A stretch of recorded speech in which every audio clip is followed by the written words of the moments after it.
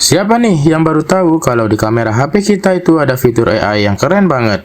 Ini dia fiturnya. Sebelum lanjut ke videonya, untuk fitur keren AI lainnya kalian bisa lihat di sini. Oke, kita lanjut. Pertama-tama buka kamera HP kita. Nah, coba foto sebuah objek terlebih dahulu, lalu buka hasil fotonya. Nah, dengan fitur AI ini kita bisa menghilangkan objek ini ya.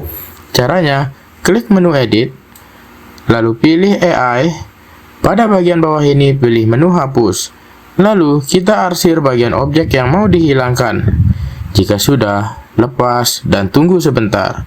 Objeknya akan hilang seperti ini. Gimana? Keren kan? Kalau udah, klik tanda centang ini lalu simpan. Nah, di sini juga ada fitur AI lainnya, yaitu bisa mengubah langit yang ada di foto kita. Caranya kayak gini. Pilih menu langit yang di sini. Di sini ada banyak pilihan langit kayak gini. Kalian tinggal pilih salah satu aja.